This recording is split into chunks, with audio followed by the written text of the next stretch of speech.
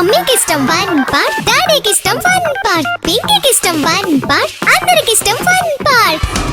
మీ holidays ని జాలీ days గా మార్చుకోండి ఫన్ పార్క్ తో. మైమర్పించే వాటర్ రైడ్, అబ్బురపరిచే థ్రిల్లింగ్ రైడ్స్ తో పాటు ఇంకా మరెన్నో. వినోదానికి ఉల్లాసానికి లేదు మరొకటి సాటి. తప్పక విచ్చేయండి fun park, the one and only destination fun park, Golagamudi, Nellore. Nellore rural నియోజకవర్గ పరిధిలోని 41వ డివిజన్లో 29 లక్షల రూపాయల వ్యయంతో సీసీ రోడ్లు, డ్రైన్ల పనులకు ఎమ్మెల్యే కోటంరెడ్డి శ్రీధర్ రెడ్డి శంకుస్థాపన చేశారు. ఈ సందర్భంగా ఆయన మాట్లాడుతూ, రూరల్ నియోజకవర్గంలో ప్రారంభించిన ప్రతి పనిని చెప్పిన మాట ప్రకారం సకాలంలో పూర్తి చేస్తున్నామని పేర్కొన్నారు. అధికారులు నాణ్యతా ప్రమాణాలపై ప్రత్యేక దృష్టి సారించాలని, నాణ్యతా ప్రమాణాల విషయంలో రాజీ పడేదే లేదన్నారు. నెల్లూరు రూరల్ నియోజకవర్గంలో ఇప్పటికే పెద్ద ఎత్తున అభివృద్ధి కార్యక్రమాలు జరుగుతున్నాయని, ప్రజలు అందుకు సహకరించాలని కోరారు.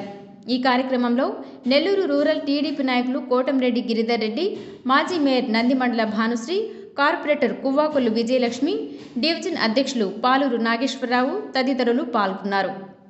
నెల్లూరు రూరల్ నియోజకవర్గం 41వ డివిజన్లో 29 లక్షల రూపాయల వ్యయంతో అభివృద్ధి పనులు, మంచినీటి పైప్లైన్ కావచ్చు, కరెంటు సౌకర్యం కావచ్చు, ఇలాంటి సౌకర్యాల మీద ప్రత్యేక దృష్టి పెట్టాల్సినటువంటి అవసరం ఉంది.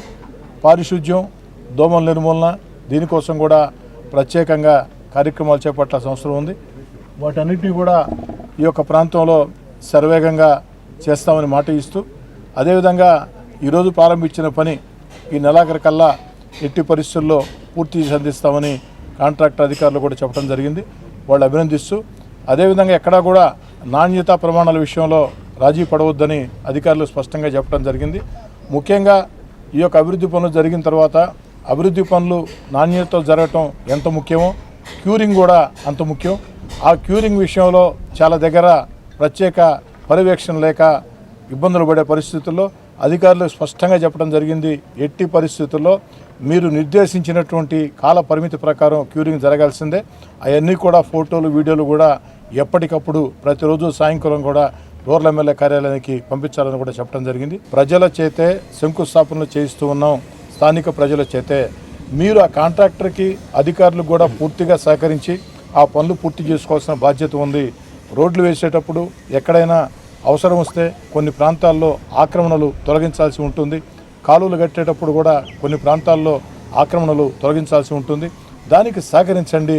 అలా సహకరించుకుంటే ఎప్పటికీ అభివృద్ధి సాధ్యం కాదు.